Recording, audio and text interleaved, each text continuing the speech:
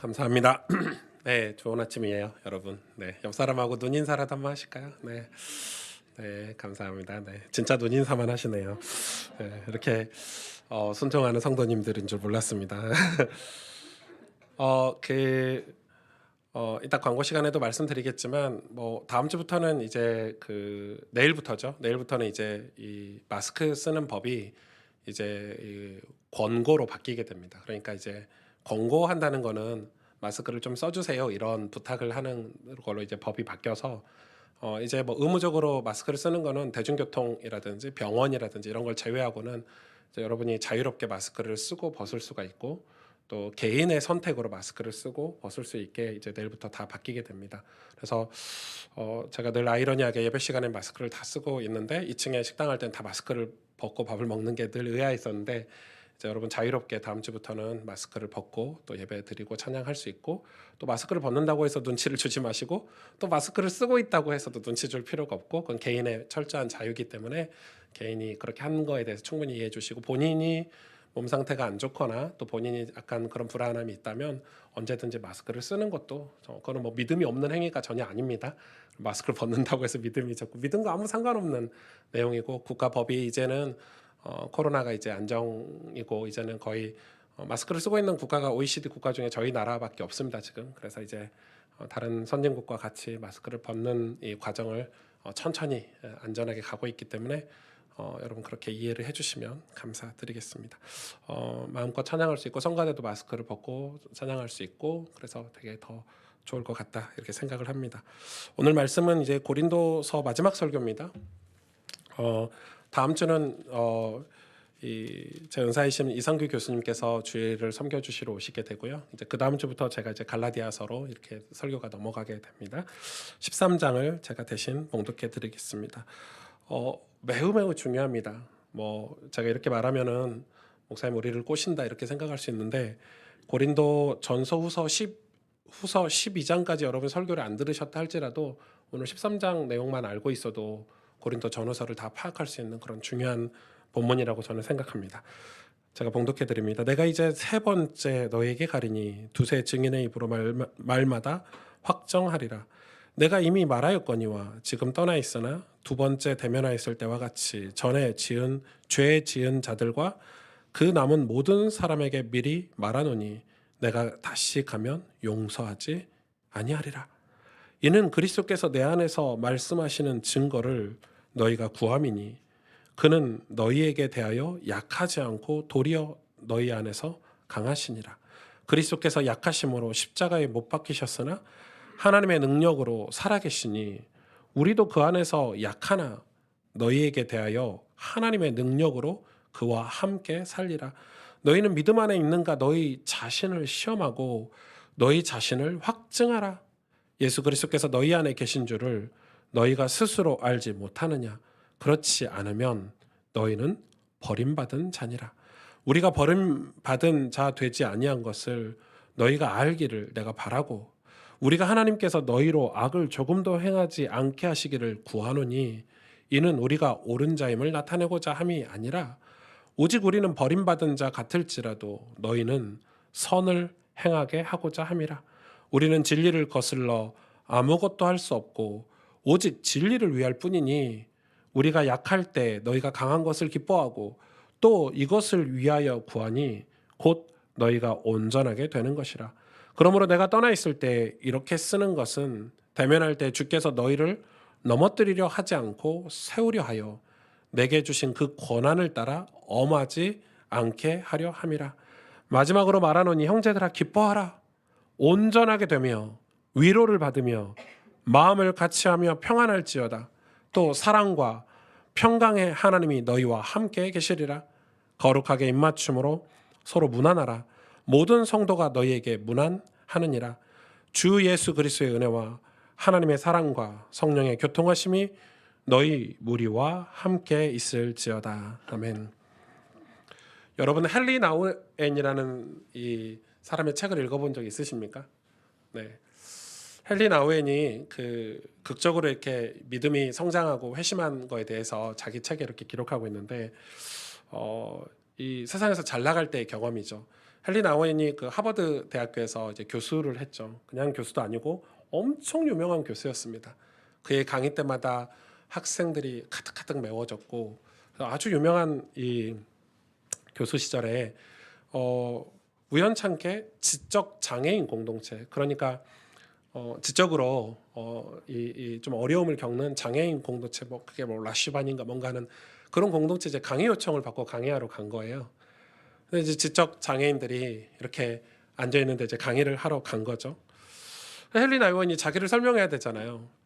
그래서 자기가 누구인지 설명을 하는데 저는 하버드에서 뭘 가르치는, 그랬더니 이제 그분들이 하는 말이 하버드가 뭐예요? 이렇게 물어보는 거죠. 뭐라고? 하버드는 세계적인 대학교고 세계에서 가장 이 똑똑한 머리가 좋은 석학들이 와서 공부하는 곳인데, 이렇게 말을 했더니 또 직접 장애자들 하는 말이 왜 그런 공부를 해야 돼요? 이렇게 물어보는 거죠.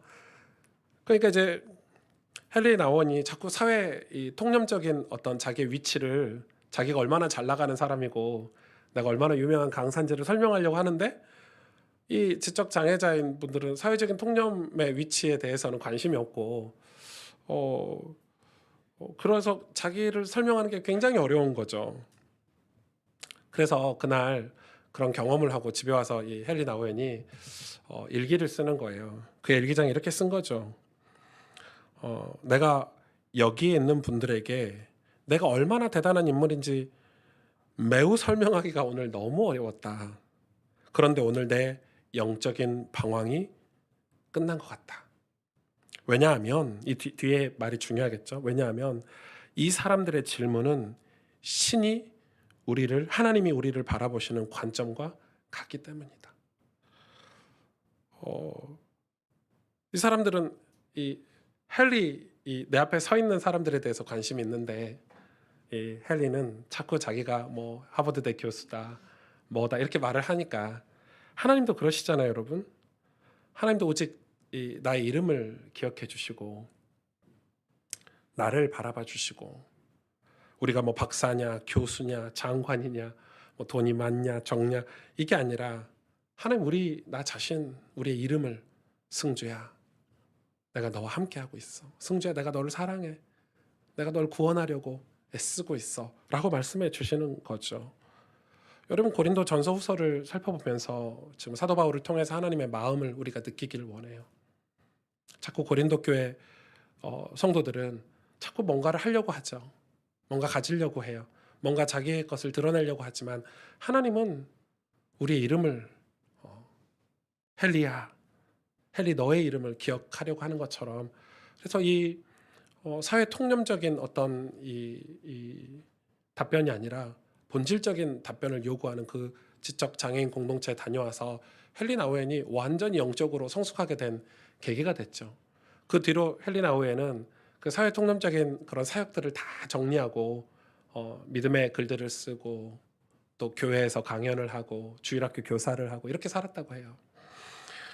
여러분, 오늘 1절에 보면 이 바울이 이런 얘기를 하죠. 두세 증인의 입으로 말마다 확정하리라, 이런 말을 해요. 이 두세 증인의 입으로 말마다 확정하리라, 이거는 신명기 19장 15절을 그대로 인용한 거예요. 그러니까 신명기 19장 15절에는 뭐 어떤 내용이 있냐면, 이 율법서잖아요. 한 사람이 죄를 지었는데 이 죄인에 대해서 한 사람이 고발한 거를 가지고 죄인이라고 함부로 얘기하지 않겠다는 거예요. 최소한 2명 내지는 3명의 증인이 있어야 내가 그 사람을 이 죄인으로 이렇게 이야기한다는 거예요. 그래서 그걸 지금 이야기하고 있는 거예요. 내가 두세 증인의 입으로 말마다 확정하리라. 그러니까 사도 바울이 지금 이 모든 사역을 할 때 이 얼마나 성경을 베이스로, 기초로, 배경으로, 또 근거로 가지고 사역을 했는지 우리는 알 수 있는데, 오늘 이 내용이 굉장히 좀 중요한 것 같아요. 사람들의 모든 악에 관하여, 모든 죄에 관하여 한 증인으로만 정할 것이 아니라 두 증인의 입 혹은 세 증인의 입으로 그 사건을 확정할 것이다 라는 신명기 말씀을 오늘 인용을 했거든요. 여러분, 바울이 2차 전도여행을 통해서 이 고린도에 교회를 세웠어요. 1년 반 동안이나 사역을 했죠. 1년 반 동안이나 사역을 해서 교회를 세우고 말씀을 가르쳤어요. 그러나 바울이 떠난 다음에 이 고린도 교회는 누가 장악을 했냐면 거짓 교사들이 장악을 했어요. 그들이 거짓 가르침, 잘못된 율법 혹은 세상의 논리만 가득하게 됐어요, 교회 안이. 그런 상황에서 바울은 세 번째 방문을 통해 고린도 교회를 바로 잡고자 오늘 이야기하는데, 여기에 바로 잡고자 이야기할 때 권징의 의미를 담고 얘기를 하고 있는 거예요. 그러니까 2절에 가서는 뭐라고 얘기하냐면, 내가 다시 세 번째 방문할 때 너희들이 첫 번째 방문할 때처럼 똑같이 죄 지은 자, 그런 죄인의 상태로 있으면 내가 너희를 용서하지 않겠다, 이렇게 얘기를 하는 거예요.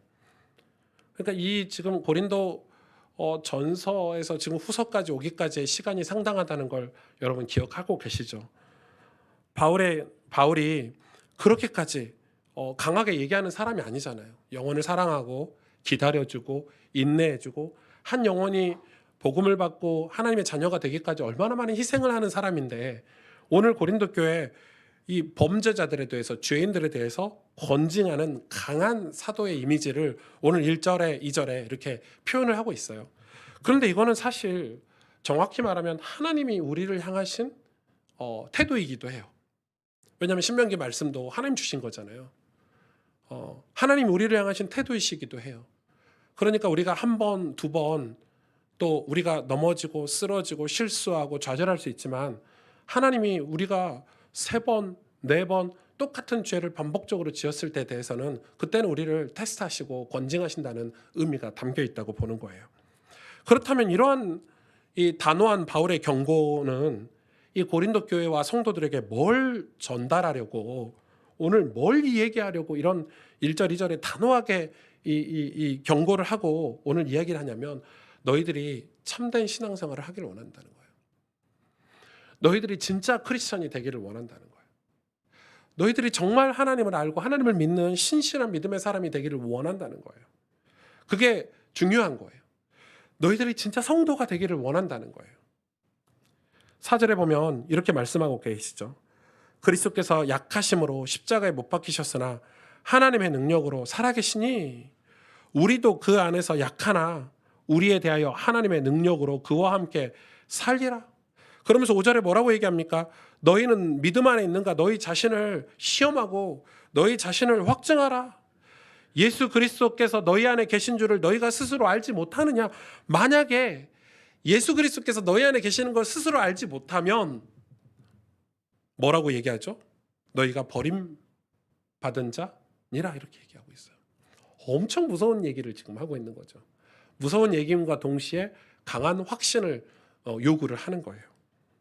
여러분, 이게 얼마나 중요한지, 너희가 이것을 모르면, 너희가 이것을 받아들이지 못하면, 너희가 이것을 깨닫지 못하면, 너희가 이것을 실제로 가지지 못하면 버림받을 것이다 라고 얘기하고 있는 거예요. 여러분, 오늘 말씀은, 이 고린도서의 마무리되는 오늘 말씀은 정말 우리가 새겨드려야 되고 우리 신앙생활에 있어서 가장 중요한 메시지가 아닌가 생각이 들어요. 오늘 말씀은. 왜냐하면 그게 무엇인가, 뭘 얘기를 하고 있냐면, 예수 그리스도께서 너희 안에 계시는가? 다시 말해서 바울이 또 얘기하죠. 너희가 믿음 안에 있는가? 그런데 바울은 고린도 교회의 어떤 모습을 보고 이 고린도 교회를 경고하고 있을까요? 여러분, 고린도 교회 안에는 이 거짓 선지자, 거짓 교사들이 자리를 잡고 있었어요. 제가 금요예배 때도 느헤미야 말씀을 나누면서 얘기를 드렸죠. 이스라엘 이 유대인 민족 안에 산발랏, 도비아 같은 사람들이 있어요. 산발랏도 유대인이고 도비아도 유대예요. 근데 도비아도 이방 여자와 결혼을 했고, 산발랏도 이방 신을 섬기고 이방 왕에게 아부해서 총독의 자리에 앉았어요. 그런 사람들이 예루살렘 성 하나님의 나라를 재건하는데 가장 방해를 많이 했어요. 여러분, 교회 안에 세상과 타협한 사람들이 교회 밖에서 교회를 핍박하고 이 교회를 무너뜨리는 게 아니라 이 세상과 탐하고 세상과 짝하여 사는 사람들이 이 진리에 대해서 거부 반응을 일으키는 시대예요. 그런 시대를 우리가 지금 맞이하고 있는 거예요. 그러니까 지금 이 고린도 교회 안에도 그런 거짓 교사들, 거짓 선지자들이 있는 거예요. 바울이 그들에 대해서 지금 경고하고 있는 거예요. 내가 세 번째 방문할 때 너희들이 그대로라면, 너희들이 여전히 분내고 당짓고 음란하고 우상을 섬기고 은사를 자랑하고 그런 모습이라면 내가 가만히 있지 않겠다. 너희를 다 권징할 거야. 라고 얘기를 하는 거예요. 여러분, 분내고 당짓고 음란하고 우상을 섬기고 은사를 자랑해서 파벌 싸움을 하고 그런 게 교회 모습이 아니잖아요. 그런 모습들 안에 예수 그리스도가 있다고 보기 어려운 거예요. 왜냐하면 우리의 신앙은 열매로 알 수 있기 때문에. 그래서 여러분, 신앙은 열매로 알 수 있는 거죠. 갈라디아서 5장 16절에 26절에 보면 16절부터 보면 내가 이르노니 너희는 성령을 따라 행하라. 그리하면 육체의 욕심을 이루지 아니하리라. 19절에 보면 이렇게 말하고 있죠. 육체의 일은 분명하니 곧 음행과 더러운 것과 호색과 우상숭배와 주술과 원수 맺는 것과 분쟁과 시기와 분냄과 당 짓는 것과 분열함과 이단과 투기와 술 취함과 방탕함과 그러면서 뭐라고 얘기합니까? 이런 것들은 하나님의 나라를 유업으로 받지 못할 것이냐 이렇게 말하고 분명히 말하고 있어요. 제 말이 아니고 성경에 갈라디아서에. 여러분 술 취하고 이단, 투기, 분열함, 당짓는 것, 분쟁, 우상 숭배, 주술, 호색 모든 게 다 하나님 나라를 이어받지 못한다는 거예요. 그 안에 예수 그리스도가 없다는 거죠. 그러면서 22절에 이렇게 말하고 있어요. 갈라디아서 5장 22절에 오직 성령의 열매는 사랑과 희락과 화평과 오래 참음과 자비와 양성과 충성과 온유와 절제니 이 같은 것을 금지할 법이 없느니라. 그러면서 25절에 이렇게 말씀하죠. 만일 우리가 성령으로 살면 또한 성령으로 행할지니 헛된 영광을 구하여 서로 노엽게 하거나 서로 투기하지 말지니라 이렇게 말하고 있어요. 그 말은 진짜 오늘 이 갈라디아서 말씀 중요한데 성령의 열매가 우리 안에 예수님 계신다는 증거라는 거죠. 우리 안에 뭐를 가지고 있느냐는 말과 행동으로 다 드러나게 돼 있잖아요. 우리 안에 예수 그리스도께서 거하시면 우리 삶에 예수 그리스도께서 열매를 맺혀주시는 거죠. 그 열매가 바로 성령의 열매인 거예요. 여러분 그래서 이 성령의 열매를 항상 메모하시고 기억하고 여러분 삶을 점검하는 표로 가지고 다니셔야 돼요. 왜냐하면 육체 열매를 맺으면 하나님 나라를 유업으로 받지 못한다고 경고하고 있기 때문에. 그래서 이 육체 열매도 사실 메모하고 다니셔야 돼요. 혹시 남편이 혹시 아내가 맨날 분내고 분열시키고 맨날 술 취해 있고 방탕하고 이러면 여러분 진짜 기도하셔야 되겠죠.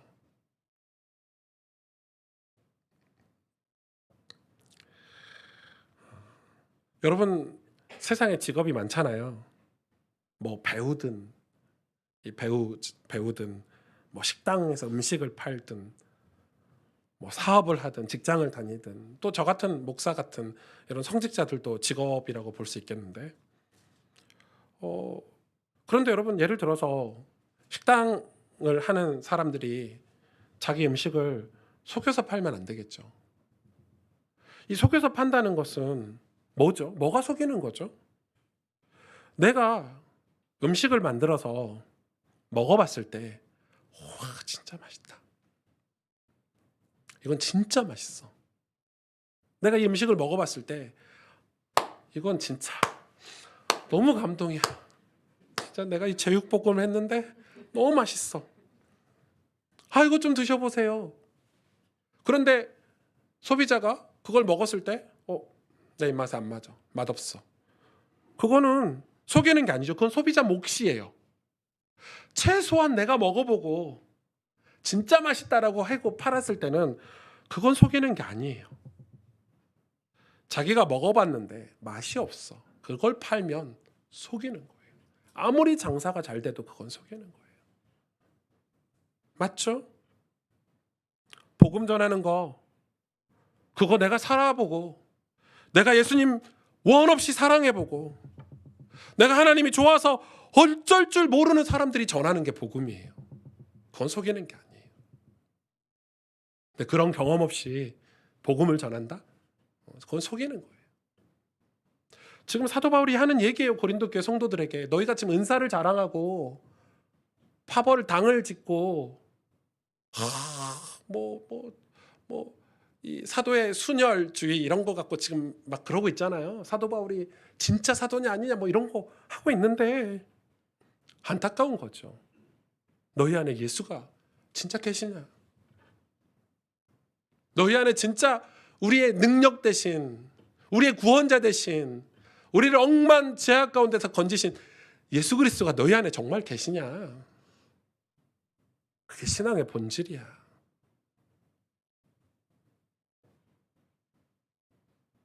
목사도요, 하나님 앞에 자기 인생 다 드리고 하나님이 너무 좋아서 그런 사람이 이 목회해야 된다고 저는 생각해요.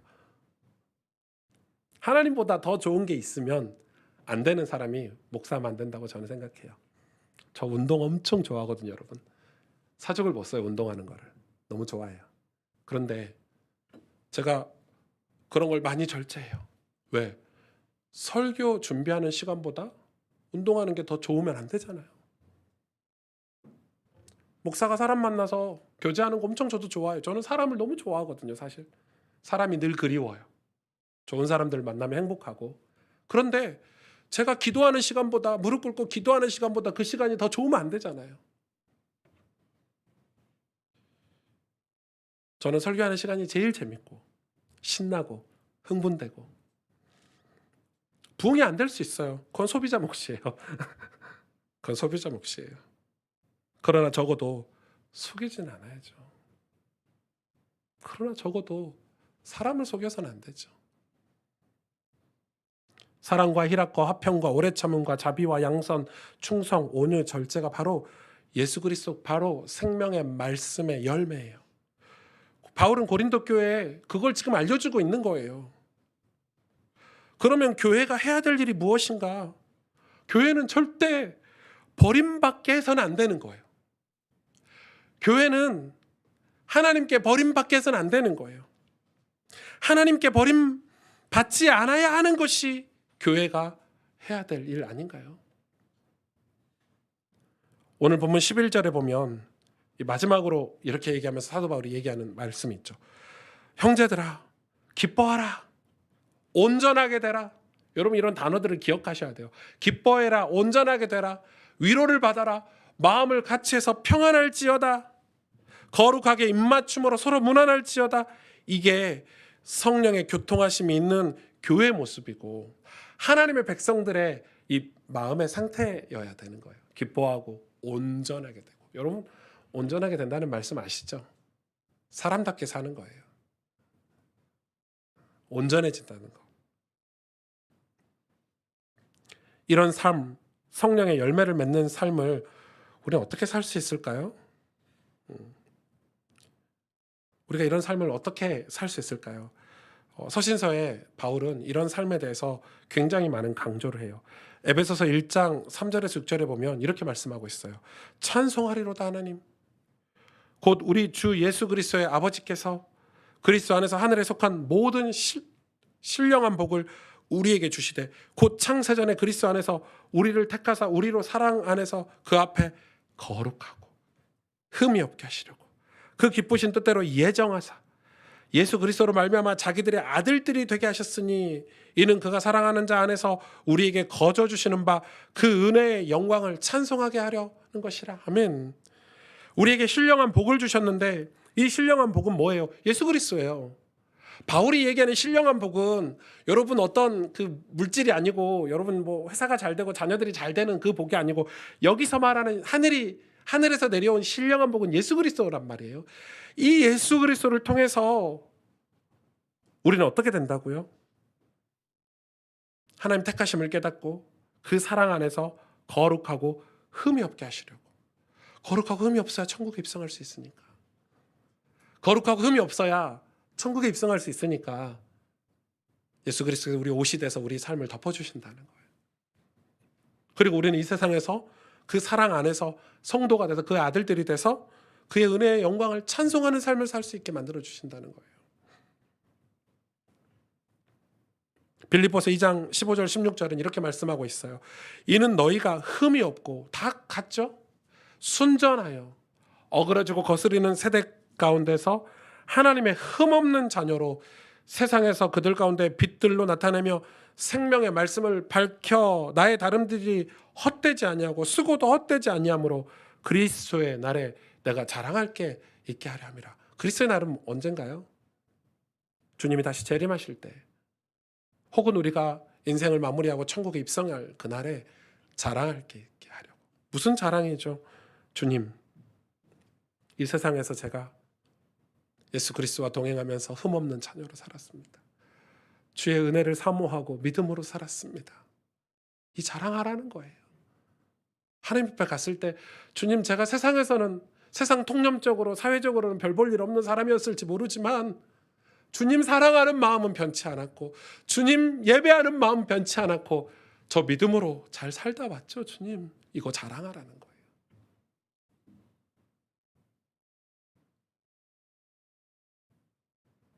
여러분, 교회가, 성도가 해야 될 일은 무엇인가요? 흠이 없고 순전하여 지라는 거예요. 그래야 어그러지고 거스리는 세대 가운데 빛들로 나타나고 생명의 말씀을 밝힐 수 있으니까요. 데살로니가 전서 4장 3절 6절에도 이렇게 말씀하고 계십니다. 하나님의 뜻은 이것이니 너희의 거룩함이라. 아멘. 여러분, 똑똑히 보셔야 됩니다. 성경을 똑똑히 한 절 한 절 한 단어 단어 다 보셔야 됩니다. 하나님의 뜻은 뭐라고요? 너희의 거룩함이라. 그러면서 뒤에 설명하죠. 거룩에 대해서. 곧 음란을 버리고. 잘 보세요. 각각 거룩함과 존귀함으로 자기 안에 대할 줄을 알고, 하나님을 모르는 이방인과 같이 세욕을 따르지 말고 이 일에 분수를 넘어서 형제를 해하지 말라. 여러분, 아내를 사랑하고 거룩함과 존귀함이 아닌 세욕을 따라가고 음란을 따라가서 분수를 넘어버리면 어떻게 된다고요? 형제를 해하게 된대요. 여러분, 가정이 다 풍지박살나고 그렇잖아요. 뭐 불륜을 저지르면 자녀들이 다 해해지죠. 여러분, 교회 안에도 그런 일들이 벌어질 수 있죠. 형제를 해하지 말라는 거예요. 여러분, 아이들이 무슨 죄가 있습니까? 그러니까 이거에 대해서 경고를 하고 있는 거예요. 그러면서 뭐라고 얘기합니까? 그 6절에 이는 우리가 너희에게 미리 말하고 증언한 것과 같이 이 모든 일에 주께서 신원하여 주신다. 신원하여 주신다는 건, 주님이 우리를 신원해 준다는 거는 우리를 보증한다는 뜻이거든요. 내가 오승주 너 보증해 줄게. 누가요? 예수님이 하나님 앞에 갔을 때, 하나님 앞에 갔을 때 주님, 아버지, 이 오목사가 하나님 뜻대로 살려고 애쓰다 왔어요. 성령 하나님이 보증해 주시는 거, 우리 신원을. 이 오목사가 생긴 게 좀 이렇게 생기고 말도 어눌하고 실력도 없지만 그래도 진실하고 정직하게 목회하다 왔어요. 이렇게 신원해 주신다는 거예요. 여러분, 하나님의 뜻은 거룩함이에요. 거룩함과 존귀함으로 자기 안에 대할 줄 알고. 이게 단지 육체적인 뭘 얘기하는 것도 있겠지만 엄청난 비유죠. 존귀함과 거룩함이 아니면 세상 유혹을, 세상의 음란함을 이길 수 없다는 거예요. 그러니까 하나님께서 우리가 그런 마음으로 살 때 우리를 도우신다는 거예요.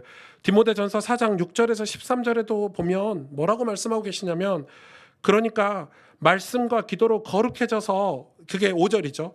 말씀과 기도로 거룩해지래요. 그런데 6절에 이렇게 말씀하고 있어요. 이것으로 형제를 깨우치면, 말씀과 기도로 거룩한 걸 가지고 형제를 깨우치면 그리스도 예수의 좋은 일꾼이 돼요. 믿음의 말씀과 내가 따르는 좋은 교훈으로 양육을 받으리라. 이렇게 말씀하는 거예요. 그러면서 뭐라고 말합니까? 이 본문 전체가 경건에 이르도록 내 자신을 연단하라고 말씀하고 있는 거예요. 왜냐하면 경건은 유익이 있으니까. 경건으로 우리의 성품, 우리의 인품, 우리의 속사람, 우리의 영혼, 우리 마음이 바뀌라는 거예요. 그걸 뭐라고 하죠? 신학적인 용어로 성화됐다고 그래요. 예수님을 닮아간다고 그러잖아요. 새 사람이 되었다고 얘기해요. 변화됐다고 얘기해요. 근데 그 변화는 이 경건의 활동, 그러니까 우리의 신앙생활로 인해서 우리 속사람이 변화된 거는 진짜 변화된 걸 얘기하는 거예요. 하나님 앞에. 가식적으로, 잠깐 감정적으로 기분이 좋아서 내가 뭐 일이 잘 풀리니까 신앙생활 열심히 했다, 뜨거웠다, 그게 아니고 고린도 교회 성도들처럼 뭐가 잘 돼가지고 갑자기 막 뭐 그런 분들 있잖아요. 막 예수 믿었는데 갑자기 사업이 잘 풀려서 막 기분이 너무 좋아가지고 막 아이고 진짜 하나님만 평생 섬기겠습니다 했는데 어느 날 보면 없어요. 사라지고. 그건 변화된 게 아니에요, 여러분. 그건 진짜 예수 믿은 게 아니라니까요. 제 얘기가 아니고 오늘 바울의 이 고린도후서 13장 얘기를 빌리면 그건 예수 믿은 게 아니에요. 애초부터 믿은 게 아니에요. 그래서 이야기하잖아요. 너희 안에 예수 그리스도가 계시는지 확인해봐라. 너희가 정말 믿음 안에 있는지 확인해봐라. 그런 사람은 절대 버림받지 아니할 것이다.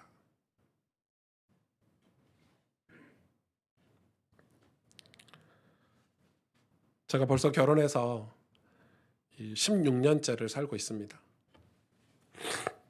진짜 오래 살았네요.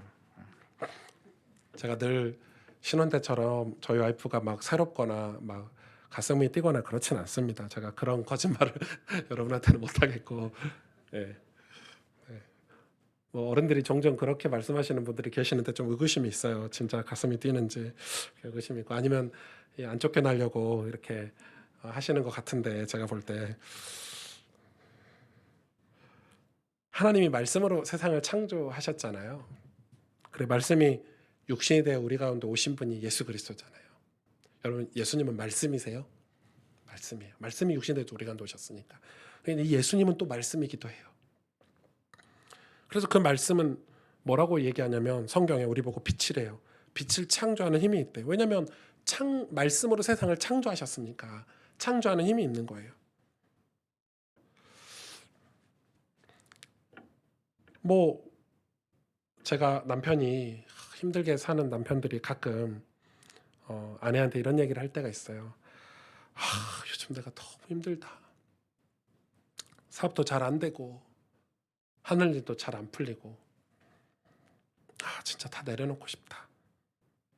그럼 옆에서 아내 되는 분이 그래도 당신이 지금까지 노력해주고 버텨줘서 지금 우리가 있잖아.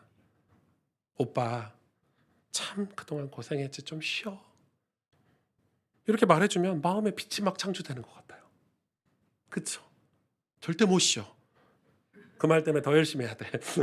아무튼 막 마음에 평화가 임하고 위로가 되고 막 눈물이 나고 이러잖아요. 그런데 거기다 대고 니만 힘들어? 난 니 만나서 더 힘들어. 니 만나서 힘든 나도 좀 생각해 봐봐. 당신 너무 이기적인 거 아니야? 돌아가신 시아버지랑 너무나도 닮았어. 뭐 이러면 이제 거기서 이제 끝나는 거죠. 그러고 보면 너희 집안이 다 이기적이야. 뭐 이런 식으로 말하면 이제 그러면 뭐가 창조되죠? 마음에 어둠이 막 창조되죠. 막 어둠이 어둠을 낳고 막 이렇게. 우리가 예수 그리스도 안에서 변화됐다 이 말은 그게 너무 중요하다. 지금 그 이야기를 여러분과 하고 있는 거예요. 제가 저희 교회를 개척하기 한 2년 전에 개척 준비를 했거든요. 그러니까 36살, 5살 때인데 그래서 제가 개척을 하나님 마음을 주셔서 그런 사건과 마음들이 있어서 확신을 하고 오래 기도를 했어요.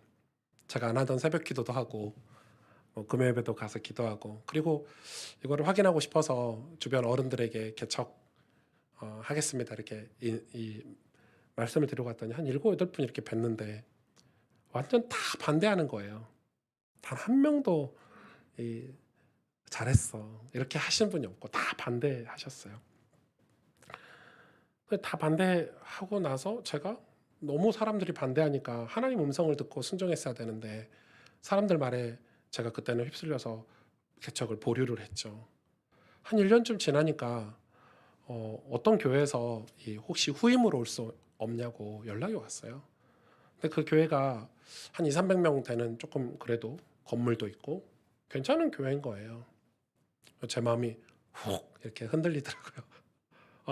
개척보다는 훨씬 낫잖아요. 여러분 맨땅 헤딩하는 개척보다 2, 300명 되는 교회 가서 후임으로 사회 가는 게 훨씬 더 안정적이고 또 발전 가능성도 있고. 근데 저희 아내가 그때 했던 말이 너무 잊혀지지가 않아요. 저희 아내가 정말 가끔 성령 충만할 때가 있는데 바로 그때 진짜 10년에 한두 번 정도 이렇게 성령 충만할 때가 있는데 그때인데 그래서 저보고 그러더라고요. 너 나보고 하나님이 개척하라고 사명 주셨다면서. 아니 하나님 직접 말씀하셨다면서. 너 작년에 나한테 그렇게 설명했잖아. 근데 무슨 후임이야? 더 그렇게 말해주는 거예요. 남자가 칼을 뽑았으면 뭐 이런 식으로 막 예, 정말 10년에 한 번 있을 그 하나님 임재 이런 거를 이제 저희 와이프께서 경험하셔가지고 말씀해 주셨는데, 그래서 제가 그 뒤로 1년 뒤에 가스펠교를 개척한 거예요. 지금 생각하면 그게 하나님 테스트였죠. 사실은 하나님 테스트였어요. 저는 확신하고 있는 게 오늘 바울이 뭘 경고하고 하나님의 경고 이야기를 하고 있잖아요. 무슨 경고냐면 예수 그리스도께서 다시 오실 때, 예수님이 다시 오실 때를 우리가 두 번째 오시는 걸로 많은 신학자들이 얘기해요. 재림주. 십자가로 오시고 그러나 더 정통 신학자들은 세 번째 오시는 걸 재림주라고 해요. 왜? 천지 창조할 때 예수님이 말씀으로 함께 하셨기 때문에. 정말 이 신명기 말씀이나 오늘 본문 말씀은 바울이 그냥 하는 얘기가 아니에요. 예수님이 다시 오실 때, 재림주로 오실 때, 혹은 우리 인생이 끝나서 하나님 앞에 갔을 때, 그때 너희 안에 예수 그리스도가 없으면 버림받을 것이다. 예수님도 그런 비유를 너무 많이 들어주셨죠. 처음은 예수님이 우리에게 오셨을 때, 십자가에 죽으시러 오실 때 우리를 구원하여 주시려고 오신 거죠. 그거 너무 큰 사랑이잖아요. 그리고 다시 재림주로 오시는데, 그때는 우리가 주님을 기다리는 신부고 주님은 신랑으로 오신다고 말씀하셨는데, 그때 우리를 주님은 뭘 보고 데려가실까요? 성전에 그 결혼식에 우리를 뭘 보고 데려가시죠? 기름을 보고 불을 밝히고 있는가?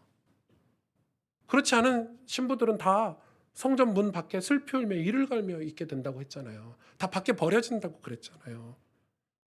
지금 그 이야기를 사도 바울이 하는 거예요. 고린도 교회 성도들에게. 여러분 마음에 성령의 불이 꺼져 있지는 않습니까? 여러분 영혼에 예수 그리스도가 진짜 내 주님이고 내 기쁨이고 내 사랑이라는 이 불이 꺼져 있지 않습니까 혹시?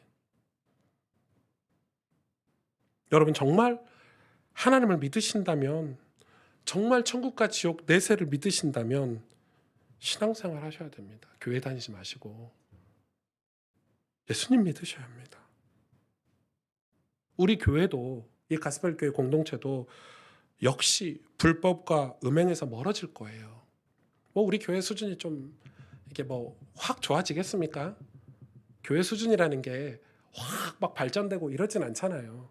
뭐 그러면 좋겠어요. 그러나 그게 교회의 본질은 아니에요. 교회는 늘 죄와 싸우고 불법과 음행과 주술과 우상 숭배와 시기와 당짓는 것과 싸워야 되는 거고, 우린 어디로 가야죠? 성령의 열매로 가야죠. 주님을 온전히 사랑하고 주님의 말씀으로 우리 삶이 온전해지는 곳으로 교회는 늘 갈 거예요. 저는 저희 교회가 그런 교회가 되기를 소망하고, 저는 여러분이 그런 신앙생활을 하기를 늘 권면할 거고 함께 했을 거예요. 힘드시겠다 생각하고 계시죠? 예, 그래야 돼요. 힘든 일이에요. 그렇게 사는 게. 그래서 거기에 보람도 있고 희열도 있고, 그런 과정들을 거쳐서 하나님 앞에 갔을 때 주님 나 잘했죠? 라고 자랑도 할 수 있는 거예요. 함께 기도하겠습니다.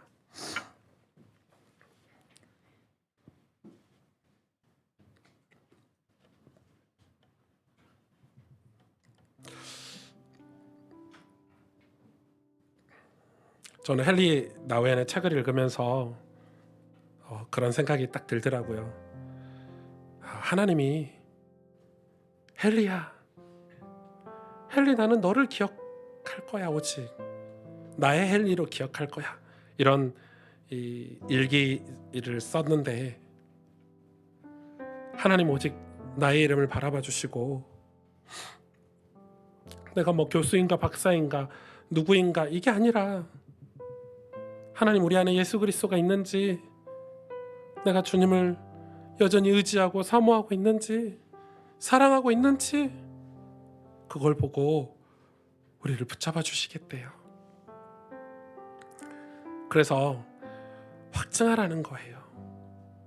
내 평생 믿음으로 살겠다고, 내가 예수 그리스도와 동행하겠다고, 예수 안에, 내가 주님 안에 살겠다고, 그렇게 우리가 살아가면서 세월 속에 성령의 열매를 맺고, 우리의 세월 속에 하나님의 그 인자하심과 하나님의 그 성실하심이 우리 세월 속에 지나가고, 그 은혜가 우리 자녀들에게도 또 지나가고, 그 축복이 우리 발걸음에 다 지나가고, 그래서 우리가 나중에 주님 앞에 갔을 때, 혹 주님이 우리에게 오셨을 때, 주님, 제가 참 잘했죠?